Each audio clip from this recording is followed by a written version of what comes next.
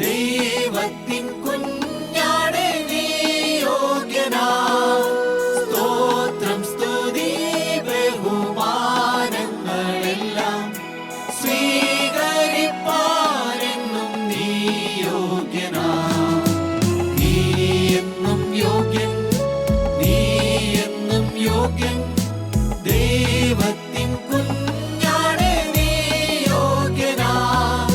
സ്തോത്രം സ്തുതി ബഹുമാനങ്ങളെല്ലാം സ്വീകരിപ്പാനെന്നും നീ യോഗ്യനാ.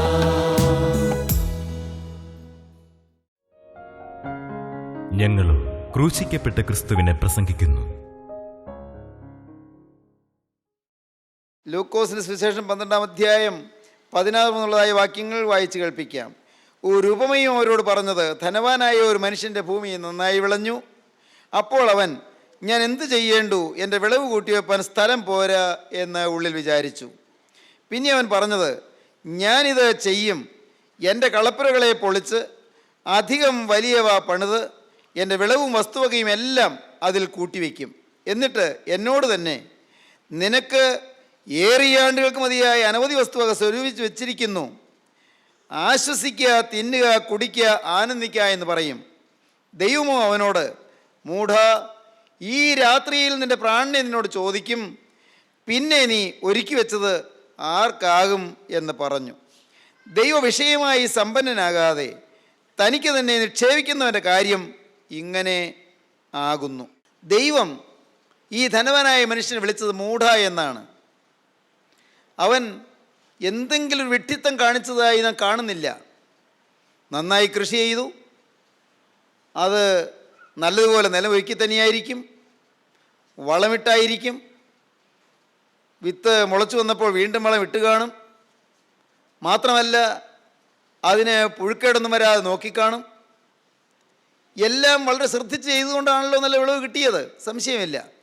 ബുദ്ധിപൂർവമാണ് കൃഷി ചെയ്തത്. നല്ല ഉചിതമായും യുക്തമായും ബുദ്ധിയായും കൃഷി ചെയ്തു, നല്ല വിളവ് കിട്ടി.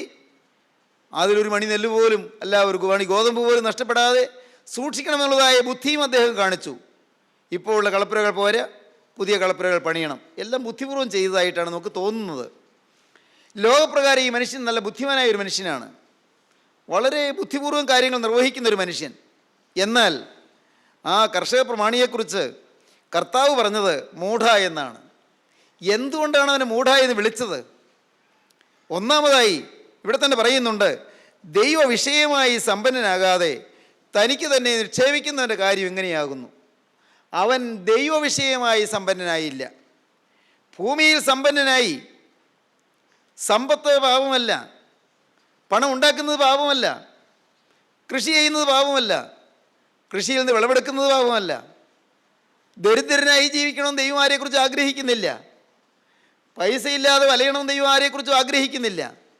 തീർച്ചയായും നല്ലതുപോലെ പഠിക്കാം, നല്ലതുപോലെ പാസ്സാകാം, നല്ല ജോലി നേടാം, നല്ലതുപോലെ ജോലി ചെയ്യാം, നല്ല ശമ്പളം വാങ്ങാം, ബാങ്ക് ബാലൻസ് ഉണ്ടോ നല്ലത് വാങ്ങിക്കൂട്ടിക്കൊള്ളൂ. എന്നാൽ നീ ദൈവവിഷയമായി സമ്പന്നായിക്കൊള്ളണം. ഇതാണ് ദൈവം പറയുന്നത്. ദൈവവിഷയമായി സമ്പന്നാകാതെ തനിക്ക് തന്നെ നിക്ഷേപിക്കുന്നവൻ്റെ കാര്യം ഇങ്ങനെയാകുന്നു. അനേകം ആളുകളും തനിക്ക് തന്നെ നിക്ഷേപിക്കുന്നവരാണ്, ദൈവവിഷയമായി സമ്പന്നാകുന്നില്ല. ഒരു ദൈവം ഉണ്ടോ? ആർക്കറിയാം? അത് ചിന്താവിഷയമല്ല. ദൈവം കാണുമോ? പേടിയില്ല. ദൈവം അറിയില്ലേ? ഭയമില്ല. ഒരു ദിവസം ഞാൻ മരണം വഴിയായി കടന്നു ചെന്ന് ഈ ദൈവത്തെ അഭിമുഖീകരിക്കേണ്ടി വരില്ലേ? ചിന്തയില്ല. പ്രിയപ്പെട്ടവരെ, ഈ മനുഷ്യനെ ദൈവം മൂഢ എന്ന് വിളിക്കാനുള്ള ഒന്നാമത്തെ കാരണം, he was not God conscious. He was not conscious of God. അവൻ ദൈവത്തെക്കുറിച്ച് ബോധമുള്ളവനായിരുന്നില്ല. ഓർക്കൂ, ദൈവത്തെക്കുറിച്ച് കോൺഷ്യസ് അല്ലായിരുന്നു, ദൈവത്തെക്കുറിച്ച് ചിന്തയില്ലായിരുന്നു, ദൈവബോധമില്ലായിരുന്നു. He was not conscious of God. അവൻ ഗോഡ് കോൺഷ്യസ് അല്ലായിരുന്നു എന്ന് പറയാം. അനേകരങ്ങനെയാണ്. ആരെങ്കിലും ഉപദ്രവിക്കാൻ പേടിയില്ല, ആരെങ്കിലും ചതിക്കാൻ പേടിയില്ല, ആരെയെങ്കിലും മുറിപ്പെടുത്താൻ പേടിയില്ല. ആരെ പേടിക്കാൻ? മാതാപിതാക്കളെ ധിക്കരിക്കാൻ പേടിയില്ല, മദ്യപിച്ച് ലക്കുകെട്ട് കൂത്താടി നടക്കാൻ ഭയമില്ല. നിഷ്ഠൂരമായ കൊലപാതകങ്ങൾ ചെയ്യുന്നു. ദൈവഭയമില്ല, ദൈവവിചാരമില്ല. ഉണ്ടെങ്കിൽ ചെയ്യുമോ? ഒരിക്കലും ചെയ്യില്ല. മോഷണങ്ങൾ നടത്തുന്നു, കവർച്ചകൾ നടത്തുന്നു. പാവപ്പെട്ട മനുഷ്യൻ അധ്വാനിച്ച് ഉണ്ടാക്കി അവൻ സ്വരൂപിച്ച് വെച്ചത് ഒരു ദിവസം പെട്ടെന്ന് വന്ന് കവർ ചെയ്തുകൊണ്ട് പോകുന്നു. പോക്കറ്റടികൾ, മോഷണങ്ങൾ, കവർച്ചകൾ, ഭവനഭേദനങ്ങൾ, കൊള്ളകൾ, ഇങ്ങനെ എന്തെല്ലാം. പ്രിയപ്പെട്ടവരെ, ഇതൊന്നും ദൈവഭയമില്ലാത്തതുകൊണ്ടാണ്. ദൈവഭയം ഉണ്ടെങ്കിൽ തീർച്ചയായും ഒരു ദൈവമുണ്ട്. ദൈവം കാണുന്നു. ദൈവത്തെ മറയ്ക്കാൻ സാധ്യമല്ല. ദൈവം അറിയുന്നു. ആ ഭയമുണ്ടെങ്കിൽ തീർച്ചയായും പാപം ചെയ്യുകയില്ല. ദാവീദ് രാജാവ് ഒരിക്കൽ പറഞ്ഞു, stand in awe and sin not. ഭയത്തോടും വിറയലോടും കൂടി നിൽപ്പീൻ, പാപം ചെയ്യരുത്. നടുങ്ങുവീൻ, പാപം ചെയ്യാതിരിപ്പീൻ. Stand in awe and sin not. ഭയത്തോടും വിറയലോടും കൂടി നിൽപ്പീൻ, പാപം ചെയ്യരുത്. ദാവീദ് സ്വന്തം അനുഭവം വെച്ചുകൊണ്ടാണ് പറഞ്ഞത്. പാപം വന്നു, ദൈവവിചാരം വിട്ടുപോയിരുന്നു, ദൈവബോധം വിട്ടുപോയിരുന്നു, പാപം വന്നു. സ്നേഹിതരെ, പാപം ജീവിതത്തിൽ വരുന്നത് ദൈവബോധമില്ലാത്തത് കൊണ്ടാണ്, ദൈവവിചാരമില്ലാത്തത് കൊണ്ടാണ്. പ്രാർത്ഥിക്കും, നമസ്കാരങ്ങളുണ്ട്, ആരാധനകളുണ്ട്, പ്രസംഗങ്ങളുണ്ട്. എന്നാൽ പാപം ജീവിതത്തിൽ നിന്ന് മാറുന്നില്ല താനും. ദൈവഭയമില്ല. എല്ലാം ഉണ്ട്. ചടങ്ങിലുള്ള പ്രാർത്ഥനകളുണ്ട്, ചടങ്ങിലുള്ള നമസ്കാരങ്ങളുണ്ട്, ചടങ്ങിലുള്ള പ്രസംഗങ്ങളുണ്ട്, ചടങ്ങിനെല്ലാം ഉണ്ട്, എല്ലാം. പക്ഷേ ദൈവഭയമില്ല. ദൈവം കാണുന്നു. ആ ഒരു നടുക്കം നമുക്കുണ്ടെങ്കിൽ സ്നേഹിതരെ, നാം പാപം ചെയ്യാൻ ഭയപ്പെടും. പാപം ജീവിതത്തിൽ വരില്ല. എനിക്ക് ഏറിയ ആണ്ടുകൾക്ക് മതിയായ അനവധി വസ്തുവക ഞാൻ സ്വരൂപിച്ച് വെച്ചിരിക്കുന്നു. ദൈവം തന്നതാണെന്ന് വിചാരമില്ല. മാന്യ സ്നേഹിത, ദൈവം തരാതെ നിനക്ക് എന്തുണ്ട്? നിന്റെ ഇന്നത്തെ ആരോഗ്യം ആര് തന്നതാണ്? നീ അറിഞ്ഞില്ല ദൈവമാണ് നിന്നെ താങ്ങിയതെന്ന്. മോളെ, നീ അറിഞ്ഞില്ല സ്വർഗത്തിലെ ദൈവമാണ് നിന്നെ കാത്തതെന്ന്. അത്യാപത്ത് വന്നതല്ലേ, ആക്സിഡൻറ്റ് വന്നതല്ലേ, അത്യാഹിതം സംഭവിച്ചതല്ലേ, ആര് രക്ഷിച്ചു? ദൈവത്തിന് സ്തോത്രം. രോഗക്കിടക്കിൽ നിന്നെ എഴുന്നേൽപ്പിച്ചത് ആരാണ്? വശം കെട്ട് പോയതായിരുന്നില്ലേ? നിരാശ വന്നതായിരുന്നില്ലേ? തളർന്നു പോയതായിരുന്നില്ലേ? ഇനി എഴുന്നേൽക്കില്ല എന്ന് വിചാരിച്ചതായിരുന്നില്ലേ? നീ വിചാരിച്ചതിനേക്കാൾ കൂടുതൽ നിൻ്റെ സ്വന്തപ്പെട്ടവർ വിചാരിച്ചിരുന്നില്ലേ ഇനി ബാഹ്യലോകം കാണുകയില്ലായിരിക്കും? അയ്യോ, തീരാൻ പോവുകയാണല്ലോ, ഇല്ലേ? അങ്ങനെ ആയിരുന്നില്ലേ? ഈ വാക്കുകൾ കേൾക്കുന്ന നിങ്ങൾ ചിലരെങ്കിലും ജീവിതം തീരാൻ പോകുന്നെന്ന് വിചാരിച്ചവരായിരുന്നില്ലേ? എന്നാൽ സ്നേഹിതരെ, ആര് നിർത്തി? ദൈവം തന്നതല്ലേ ആയുസ്, ദൈവം തന്നതല്ലേ ഇന്നത്തെ ആരോഗ്യം, ദൈവം തന്നതല്ലേ ഇന്നത്തെ കൈകാലുകൾ ചലിപ്പിക്കാനുള്ള ശേഷി, സ്വർഗത്തിലെ ദൈവം തന്നതല്ലേ മോനെ ഇന്ന് നടക്കാൻ നിനക്കുള്ള കഴിവ്, ഇന്ന് പഠിക്കാനുള്ള ബുദ്ധി ദൈവം തന്നതല്ലേ, ഇന്ന് നിനക്ക് ജോലി ചെയ്യാനുള്ള കഴിവ് ദൈവം തന്നതല്ലേ. ദൈവത്തിൻ്റെ വലിയ നാമം മഹത്വപ്പെടട്ടെ. ഈ ദൈവമില്ലെങ്കിൽ നാം പൂജ്യമല്ലേ, നാം വെറും നിസ്സാരരല്ലേ. ഇങ്ങനെ പറയും, വിത്ത് Christ I M A hero and without Christ I M A zero. ക്രിസ്തു ഉണ്ടെങ്കിൽ ഞാനൊരു ഹീറോ ആണ്, ക്രിസ്തു ഇല്ലെങ്കിൽ ഞാനൊരു പൂജ്യമാണ്. ദൈവവൈതലേ, ഞാനിത് വാക്കുകൾ പറയുമ്പോൾ ഞാൻ എൻ്റെ ഹൃദയത്തിലേക്ക്, എൻ്റെ ജീവിതത്തിലേക്ക് തിരിഞ്ഞു നോക്കുകയാണ്. എൻ്റെ ആകെ ബലം യേശുവാണ്, എൻ്റെ ആകെ സമ്പത്ത് യേശുവാണ്, എൻ്റെ ആകെ പ്രത്യാശ യേശുവാണ്, എനിക്ക് ആകെ ആശ്രയം യേശുവാണ്. അപ്പനില്ലാതെ വളർന്നു വന്ന് ഞാൻ ഒരു വയസ്സിൽ അപ്പൻ നഷ്ടപ്പെട്ട് നിരാശയിലും ആകുലതയിലും ജീവിച്ച എനിക്ക് ഈ യേശു ജീവിതത്തിലേക്ക് കടന്നു വന്നതാണ് ഇന്ന് ഞാൻ സമാധാനമായി കഴിയാൻ കാരണം. ദൈവത്തിൻ്റെ വലിയ നാമം മഹത്വപ്പെടട്ടെ. പ്രിയപ്പെട്ടവരെ, ഞാൻ പറയട്ടെ, നിങ്ങളോട് ഞാൻ തുറന്നു പറയട്ടെ, ആരും കയറി വരാത്തൊരു വീടായിരുന്നു ഇത്. ആരും കയറി വരികയില്ലായിരുന്നു. ദൈവത്തിന് സ്തോത്രം. ആരും തിരിഞ്ഞു നോക്കാത്ത ഭവനമായിരുന്നു. ആരെ കാണാൻ വരണം? ആരെ കാണാൻ, ആരോട് മിണ്ടാൻ വരണം? അമ്മ പാവം വിധവ, ഞങ്ങൾ കുഞ്ഞുങ്ങൾ, ഞാനും എൻ്റെ പെങ്ങളും 2 പേര്, ഇതാ പറക്കമിറ്റാത്ത 2 കുഞ്ഞുങ്ങൾ. ദൈവത്തിൻ്റെ വലിയ നാമം മഹത്വപ്പെടട്ടെ. നിങ്ങളോട് പറയട്ടെ, ഞങ്ങൾ ഏങ്ങളെടുത്ത് കഴിഞ്ഞ ദിനരാത്രങ്ങൾ എത്ര കാലം കരഞ്ഞു കഴിഞ്ഞു. ദൈവത്തിന് സ്തോത്രം. അമ്മ കരയും, പെങ്ങൾ കരയും, ഞാനും കരയും. ദൈവത്തിൻ്റെ വലിയ നാമം മഹത്വപ്പെടട്ടെ. എനിക്ക് കാര്യങ്ങൾ പറയാൻ ലജ്ജയില്ല കേട്ടോ. അമ്മ പലപ്പോഴും പറയും വീട് ഉറങ്ങിപ്പോയി എന്ന്. എനിക്ക് യേശുക്രിസ്തുവിനോട് കടപ്പാടുണ്ട്. എനിക്ക് യേശുവിനെ മറക്കാൻ വയ്യ. ദൈവത്തിൻ്റെ വലിയ നാമം മഹത്വപ്പെടട്ടെ. ആരെല്ലാം തെറ്റിദ്ധരിച്ചാലും, ആരെല്ലാം പകച്ചാലും, ആരെല്ലാം വെറുത്താലും, ആരെല്ലാം കുറ്റപ്പെടുത്തിയാലും, ആരെല്ലാം ഒറ്റപ്പെടുത്തിയാലും എനിക്ക് എൻ്റെ യേശുവിനെ മറക്കാൻ വയ്യ. അവനാണ് എനിക്ക് അഡ്രസ്സ് തന്നത്. ദൈവത്തിന് സ്തോത്രം. ദൈവത്തിൻ്റെ വലിയ നാമം മഹത്വപ്പെടട്ടെ. സഹോദരീ സഹോദരങ്ങളെ, ദൈവം ജീവിതത്തിലേക്ക് വരട്ടെ. നിത്യനായ ദൈവം നിങ്ങളുടെ ജീവിതത്തിൽ വന്ന് വാഴട്ടെ. ദൈവത്തിന് സ്തോത്രം. ഗോഡ് കോൺഷ്യസ് ആയിക്കൊള്ളൂ മോനെ, ദൈവവിചാരമുള്ളവനായിക്കൊള്ളൂ. ഒരു ദൈവമുണ്ട്. ആ ദൈവം വലിയവനാണ്. ആ ദൈവം സർവ്വവല്ലഭനാണ്. ആ ദൈവം സർവ്വശക്തനാണ്. നിൻ്റെ പോരായ്മകൾ നികത്താൻ മതിയായവനാണ്. നിൻ്റെ രോഗം മാറ്റാൻ മതിയായവനാണ്. മോളെ, നിൻ്റെ കഷ്ടപ്പാടിനൊരു പൊറുതി തരാൻ അവൻ മതിയായവനാണ്. മോനെ, നിൻ്റെ ദുരിതം അകറ്റാൻ അവൻ മതിയായവനാണ്. നീ ഇന്ന് വലയുന്ന വിഷയങ്ങളിൽ ഒരു കരയേറ്റം തരാൻ ദൈവം മതിയായവനാണ്. കുഞ്ഞേ, നിൻ്റെ ഭർത്താവ് നേരത്തെ മരിച്ചുപോയി. നീ ഇന്ന് അനാഥയെ പോലെ കേഴുകയാണ്. നിൻ്റെ കാര്യം നോക്കാൻ ഈ യേശു ക്രിസ്തു മതിയായവനാണ്. മോനെ, നിൻ്റെ ഭാര്യ നേരത്തെ അക്കരയ്ക്ക് പോയി. നീ ഇന്ന് ചെറുകൊടിഞ്ഞ പക്ഷിയെപ്പോലെ കരഞ്ഞു കഴിയുകയാണ്. എന്നാൽ നിന്നെ താങ്ങാൻ യേശുവിൻ്റെ കരം മതിയായതാണ്. ദൈവത്തിൻ്റെ വലിയ നാമം മഹത്വപ്പെടട്ടെ. അപ്പനില്ലാത്തവരാരെല്ലാം അവിടെ ഇരിക്കുന്നുണ്ട്. അമ്മ നഷ്ടപ്പെട്ടവരാരെല്ലാം അവിടെ ഇരിക്കുന്നുണ്ട്. പ്രിയപ്പെട്ടവരെ, പിഞ്ചോമന കുഞ്ഞുങ്ങൾ നഷ്ടപ്പെട്ടതിൽ ഉള്ളുനൊന്ന് കേഴുന്നവർ, കരയുന്നവരാരെല്ലാം ഇരിക്കുന്നുണ്ട്. ഞാൻ നിങ്ങളോട് പറയട്ടെ, നിങ്ങൾക്ക് ആശ്വാസം ക്രിസ്തു തരും. ക്രിസ്തു മാത്രമേ ആശ്വാസം തരികയുള്ളൂ. നിലനിൽക്കുന്ന ഈ ആശ്വാസം ക്രിസ്തുവിന് മാത്രമേ തരാൻ കഴിയുകയുള്ളൂ. ഒരിക്കലും തീരാത്ത സമാധാനം, ഒരിക്കലും തീരാത്ത സന്തോഷം, ലോകത്തിന് തരാൻ സാധ്യമല്ലാത്ത സന്തോഷം, ലോകത്തിന് എടുത്തു കളയാൻ കഴിയാത്ത സമാധാനം സ്വർഗത്തിലെ ദൈവം നിങ്ങൾക്ക് തരും. ഈ യേശു നിങ്ങളുടെ ഉള്ളത്തിലേക്കൊന്ന് വരട്ടെ. ദൈവമുള്ളവരായി നിങ്ങൾ ജീവിക്കൂ. യേശു ക്രിസ്തു ജീവിതത്തിൽ ദൈവമായി വാഴുന്ന സ്വർഗീയ അനുഭവത്തിൽ നിങ്ങൾ ജീവിക്കൂ. ദൈവബോധമുള്ളവരായി നിങ്ങൾ ജീവിക്കൂ. ദൈവത്തെ ഭയപ്പെടുന്നവരായി നിങ്ങൾ ജീവിക്കൂ. പാപം വരാതെ നിങ്ങൾ തന്നെ സൂക്ഷിക്കൂ. അഴുക്ക് പറ്റാതെ നിങ്ങൾ തന്നെ സൂക്ഷിക്കൂ. അരുതാത്തൊരക്ഷരം പോലും വരാതെ, അരുതാത്തൊരു ചലനം പോലും വരാതെ, ഹീനമായ ഒരണു പോലും ജീവിതത്തിൽ സംഭവിക്കാതെ ഒരു പുതിയ ജീവിതം നയിക്കാൻ തുടങ്ങൂ. എൻ്റെ പ്രിയ സ്നേഹിതരെ, നിങ്ങളുടെ ജീവിതം ശോഭായമാനമാകും. നിങ്ങളുടെ ജീവിതം പ്രത്യാശാഭരിതമായി തീരും. നിങ്ങളുടെ കേടുകൾ മാറും പ്രിയപ്പെട്ടവരെ. നിങ്ങളുടെ രോഗങ്ങൾ മാറും പ്രിയപ്പെട്ടവരെ. നിങ്ങളുടെ കടത്തിനൊരു പൊറുതി കിട്ടും പ്രിയപ്പെട്ടവരെ. നിങ്ങളുടെ പ്രശ്നങ്ങൾക്കൊരു പരിഹാരമുണ്ട്. സഹോദരീ സഹോദരങ്ങളെ, നിങ്ങൾ വിശ്വസിക്കൂ. ദൈവമുള്ളവരാകുവീൻ. ദൈവമാണ് ഏറ്റവും വലിയ നിധി. ദൈവമാണ് ഏറ്റവും വലിയ സമ്പത്ത്. ദൈവ വിഷയമായി സമ്പന്നരാകൂ. ദൈവ വിഷയമായി സമ്പന്നനായില്ലെങ്കിൽ സ്വർഗത്തിലെ ദൈവം നിങ്ങളെ വിളിക്കുന്നത് മൂഢ എന്നായിരിക്കും.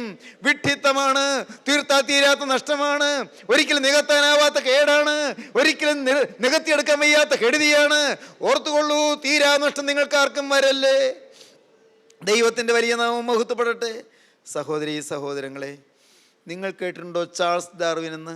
ചാൾസ് ഡാർവിൻ്റെ ഒറിജിനൽ സ്പീഷീസ് എന്ന് പറയുന്ന പുസ്തകം ഞാൻ വാങ്ങിച്ച് സൂക്ഷിച്ചു വെച്ചിട്ടുണ്ട്. ഞാൻ ആ പുസ്തകം വായിച്ചതാണ്. അദ്ദേഹം കൊണ്ടുവന്ന ഒരു പുതിയ സിദ്ധാന്തമുണ്ട്, തിയറി ഓഫ് എവല്യൂഷൻ, പരിണാമവാദം എന്ന് പറയുന്ന പരിണാമ സിദ്ധാന്തം. എങ്ങാണ്ട് നിന്നോ ഒരണു വന്ന് വീണു എന്നും, എവിടെ നിന്നാണെന്ന് അറിഞ്ഞുകൂടാ, ആ അണു പല രൂപപരിണിതികൾ പ്രാപിച്ചു എന്നും, അത് മീനായിട്ട് വെള്ളത്തിലൂടെ സഞ്ചരിച്ചു എന്നും, പിന്നീട് വാൽമാക്രിയായി വെള്ളത്തിലൂടെ സഞ്ചരിച്ചു എന്നും, പിന്നീട് അത് കരയ്ക്ക് പറ്റി കരയിൽ തവളയായി വളർന്നുവെന്നും, അത് പിന്നീട് രൂപപ്പെട്ട് അത് കരയിലും വെള്ളത്തിലും സഞ്ചരിക്കുന്ന തവളയായി കഴിഞ്ഞിട്ട് പിന്നീട് പല രൂപപരിണിതികൾക്ക് ശേഷം അത് കുരങ്ങായി തീർന്നുവെന്നും, കുരങ്ങ് മൂത്ത് അവസാനം മനുഷ്യനായി തീർന്നുവെന്നും, ഈ മനുഷ്യൻ ഇനി മൂത്ത് അവൻ സൂപ്പർമാനായി തീരും, അതിമാനുഷ്യനായി തീരുമെന്നും എല്ലാമാണ് ചാൾസ് ഡാർവിൻ്റെ പരിണാമ സിദ്ധാന്തം. പ്രിയപ്പെട്ടവരെ, ഈ ഡാർവിൻ ദൈവവചനത്തെ ധിക്കരിച്ചു. ദൈവവചനം തെറ്റാണെന്ന് പറഞ്ഞു, ദൈവവചനം മിഥ്യയാണെന്ന് പറഞ്ഞു. ഇത് മിയർ അബ്സേർഡിറ്റി എന്നാണ് അദ്ദേഹം പറഞ്ഞത്, ശുദ്ധ അസംബന്ധമെന്ന്, വെറും കേവല അസംബന്ധമെന്നാണ് അദ്ദേഹം പറഞ്ഞത്. പ്രിയപ്പെട്ടവരെ, കേൾക്കണമോ? അദ്ദേഹത്തിൻ്റെ വാർദ്ധക്യകാലത്ത് ഒരിക്കൽ അദ്ദേഹത്തിൻ്റെ വീടിൻ്റെ മുൻപിലുള്ള ഒരു പൂന്തോപ്പ് ഉദ്യാനമുണ്ട്, അതിലൂടെ ഇങ്ങ് നടക്കുകയായിരുന്നു. അപ്പോൾ ആ വീടിൻ്റെ അപ്പുറത്ത് റോഡുണ്ട്, റോഡിൻ്റെ അപ്പുറത്ത് ഒരു വാടക വീടുണ്ട്. വാടക വീട്ടിൽ വാടകയ്ക്ക് താമസിക്കുന്നയാൾ ഒരു പാവപ്പെട്ട സുവിശേഷകൻ. അദ്ദേഹം വേദപുസ്തകമെല്ലാം ഒരു സഞ്ചിയിലാക്കി തോളിലിട്ടുകൊണ്ട് അദ്ദേഹം ആ ഗേറ്റ് കടന്ന് വെളിയിലോട്ട് വന്നു. ഡാർവിൻ അദ്ദേഹത്തെ വിളിച്ചു ചോദിച്ചു, നിങ്ങൾ എന്ന് ഈ ഒരു കാര്യമേ പറയുന്നേ? യേശുക്രിസ്തു യേശുക്രിസ്തു എന്ന് പറഞ്ഞ ഒരാളുടെ കാര്യം മാത്രം പറയുന്നു, യേശുക്രിസ്തുവിനെ കുറിച്ച് മാത്രം പറയും, നിങ്ങൾക്ക് പുതിയ വാർത്തയൊന്നും പറയാനില്ലേ? ഉടനെ സുവിശേഷൻ പറഞ്ഞു, സാറേ ഒരു കാര്യം, ഞാൻ യേശുക്രിസ്തുവിനെ കുറിച്ച് പറഞ്ഞു, അനേകം പേർക്ക് സമാധാനം കിട്ടുന്നുണ്ട്, അനേകം കുടുംബങ്ങളിൽ സമാധാനം ഉണ്ടാകുന്നുണ്ട്, വഴക്കടിച്ചിരിക്കുന്നവർ അവരിണങ്ങുന്നുണ്ട്, ഭിന്നിച്ചു പോയവർ വളരെ അടുപ്പത്തിലായി തീരുന്നുണ്ട്. സാറേ, സാറ് ഈ പരിണാമസിദ്ധ കുരങ്ങ് മൂത്ത് മനുഷ്യനായി എന്ന് പറഞ്ഞിട്ട് എത്ര പേർക്ക് സമാധാനം കിട്ടി, എത്ര പേർക്ക് പ്രയോജനം ഉണ്ടായി? സാറിങ്ങനെ ഒരു വലിയ സിദ്ധാന്തമൊക്കെ കൊണ്ടുവന്ന് കേട്ടിട്ടുണ്ട്, അതുകൊണ്ട് എത്ര പേർക്ക് ഗുണം കിട്ടി? സുവിശേഷൻ അദ്ദേഹത്തിൻ്റെ വഴിക്ക് പോയി ഡാർവിൻ അവിടെ അല്പനേരം ഒന്ന് തറ്റു നിന്നു. എന്നിട്ട് പയ്യെ പയ്യെ വെച്ച് അദ്ദേഹം വീട്ടിലേക്ക് കയറിപ്പോയി. അദ്ദേഹത്തിൻ്റെ മനസ്സിൽ സ്വസ്ഥതയില്ല. ശരിയാണല്ലോ, ഞാനൊന്നും നേടിയില്ലല്ലോ, ആർക്കാ സമാധാനം കിട്ടിയത്? കുരങ്ങ് മൂത്ത് മനുഷ്യനായി എന്ന് പറഞ്ഞാലോ, മനുഷ്യൻ മൂത്ത് ഇനി സൂപ്പർമാൻ ആകുമെന്ന് പറഞ്ഞാലോ ആർക്ക് ഗുണം കിട്ടും? അതുകൊണ്ട് എന്താ പ്രയോജനം? മനുഷ്യ സമൂഹത്തിൻ്റെ, മനുഷ്യരാശിക്ക് എന്താണ് പ്രയോജനം? ചിന്തിച്ചു. ഈ ബൈബിളിൽ പറയുന്നത് അതെന്താണാവോ? ഒന്ന് നോക്കാം. അദ്ദേഹത്തിൻ്റെ അലമാര തുറന്ന് പുസ്തകങ്ങൾ ഓരോന്നെടുത്ത് നോക്കി ബൈബിൾ എടുത്തു. പൊടി തട്ടി കളഞ്ഞിട്ട്, ഉപയോഗിക്കാറില്ലല്ലോ, പൊടി തട്ടി കളഞ്ഞിട്ട് ബൈബിൾ എടുത്ത് വായിച്ചു. ആദ്യം അദ്ദേഹം തുറന്ന് കിട്ടിയത് എബ്രായ ലേഖനം 9-ാം അധ്യായമാണ്. എബ്രായ ലേഖനം 9-ാം അധ്യായത്തിൽ അദ്ദേഹം വായിച്ചത്, രക്തം ചൊരിഞ്ഞിട്ടല്ലാതെ വിമോചനമില്ല. എന്താണ് ഈ വിമോചനം? വിമോചനം എന്നുള്ള വാക്ക് കേൾക്കാൻ ഇഷ്ടമുള്ളതാണ്. സ്വാതന്ത്ര്യം. രക്തം ചൊരിഞ്ഞിട്ടല്ലാതെ വിമോചനമില്ല. ദൈവമക്കളെ, ആ വാക്കിനെക്കുറിച്ച് അദ്ദേഹം ഒന്നും മനസ്സിലാകാതെ അമ്പരന്നിരുന്നു. ലേഡി ഹോപ്പ് എന്ന് പറയുന്ന ഒരു മഹതിയെ വിളിച്ചു വരുത്തി. ദൈവദാസി അവിടെ വന്നു ഈ വാക്യത്തിൻ്റെ അർത്ഥം പറഞ്ഞു കൊടുത്തു. ക്രിസ്തുവിൻ്റെ തിരുരക്തം വിമോചനം തരുന്നു എന്ന്, ക്രിസ്തുവിൻ്റെ തിരുരക്തം മനുഷ്യ മനസ്സിൻ്റെ ബന്ധനങ്ങൾ അഴിച്ചു മാറ്റുന്നു എന്ന്, ക്രിസ്തുവിൻ്റെ തിരുരക്തം മനുഷ്യ ഹൃദയത്തിന് ശാന്തി നൽകുന്നു എന്ന്. പ്രിയപ്പെട്ടവരെ, അദ്ദേഹം ആ ലേഡി ഹോപ്പിനോട് ചോദിച്ചു, നിങ്ങളിപ്പോൾ എന്നോട് പറഞ്ഞ ഈ വാക്കുകൾ കേട്ടപ്പോൾ എൻ്റെ ഉള്ളിലൊരു സമാധാനം കിട്ടുന്നുണ്ടല്ലോ, എനിക്കൊരു ശാന്തി കിട്ടുന്നുണ്ടല്ലോ. നിങ്ങൾ ദയവായി എൻ്റെ വീട്ടിൽ പ്രാർത്ഥനാ യോഗം വെച്ചാൽ നിങ്ങൾക്ക് വന്ന് ഇതൊന്ന് പ്രസംഗിക്കാമോ? അവിടെ ഒരു യോഗം വെച്ചു. അദ്ദേഹത്തിൻ്റെ ശിഷ്യന്മാരെയും സുഹൃത്തുക്കളെയും വിളിച്ചു വരുത്തി. ലേഡി ഹോപ്പ് ക്രിസ്തുവിൻ്റെ തിരുവചനത്തെക്കുറിച്ചും ക്രിസ്തു തിരുരക്തം ചൊരിഞ്ഞതിൽ കൂടെ നേടിയെടുത്ത രക്ഷയെക്കുറിച്ചും നിത്യജീവനെക്കുറിച്ചും സ്വർഗരാജ്യത്തെക്കുറിച്ചും പറഞ്ഞു കൊടുത്തു. പ്രിയപ്പെട്ടവരെ, ഈ കാര്യങ്ങൾ നിങ്ങൾക്ക് വായിക്കണമെങ്കിൽ ക്രിയേഷൻ ഓർ റെവല്യൂഷൻ എന്ന പേരിൽ ഡോക്ടർ ഈനോക്ക് എഴുതിയൊരു പുസ്തകമുണ്ട്. മലയാളത്തിലുണ്ട് ആ പുസ്തകം. സൃഷ്ടിയോ പരിണാമമോ എന്നാണ് ആ പുസ്തകത്തിൻ്റെ പേര്. സൃഷ്ടിയോ പരിണാമമോ, ഡോക്ടർ ഈനോക്ക് എഴുതിയ പുസ്തകം. അത് ക്രിയേഷൻ ഓർ റെവല്യൂഷൻ. ആ പുസ്തകത്തിൽ ഈ സംഭവങ്ങളെല്ലാം വിശദമായി രേഖപ്പെടുത്തിയിട്ടുണ്ട്. ഞാൻ പറഞ്ഞത്, ദൈവമില്ല എന്ന് വിശ്വസിച്ചിരുന്ന മനുഷ്യൻ, വേദപുസ്തകത്തെ നിഷേധിച്ചിരുന്നയാൾ ദൈവവിശ്വാസിയായി തീർന്നു, ക്രിസ്തുവിശ്വാസിയായി തീർന്നു. ഇപ്പോൾ ദൈവമക്കളെ, നിങ്ങളോട് ഞാനൊന്ന് ഒരു വാക്ക് പറഞ്ഞ് നിർത്തട്ടെ. നിങ്ങളുടെ ജീവിതത്തിൽ ദൈവത്തെ ഭയപ്പെടുവാൻ നിങ്ങൾക്ക് തുടങ്ങാമോ? ക്രിസ്തുവിനെ നിങ്ങളുടെ ഹൃദയത്തിലേക്ക് നാഥനായി സ്വീകരിക്കാമോ? ക്രിസ്തുവിനായി നിങ്ങളുടെ ഉള്ളം തുറന്നു കൊടുക്കാമോ? ക്രിസ്തുവിനായി നിങ്ങളുടെ ജീവിതം നിങ്ങൾക്ക് വേർതിരിക്കാമോ?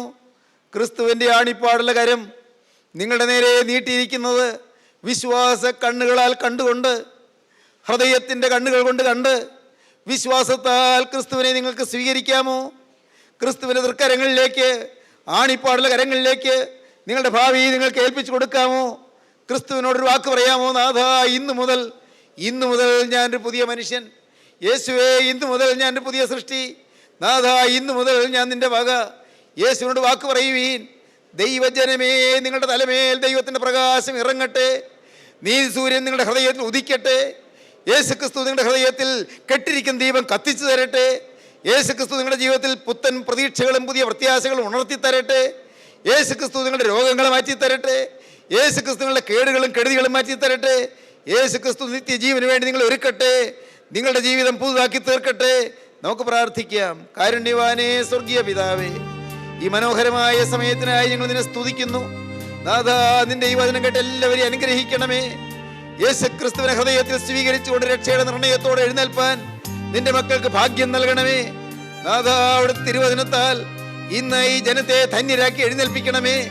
കരുണയുള്ള കർത്താവേ, നിന്റെ മക്കൾ ഓരോരുത്തരും ഭാരപ്പെടുന്ന വിഷയങ്ങളിൽ സമാധാനം നൽകണമേ.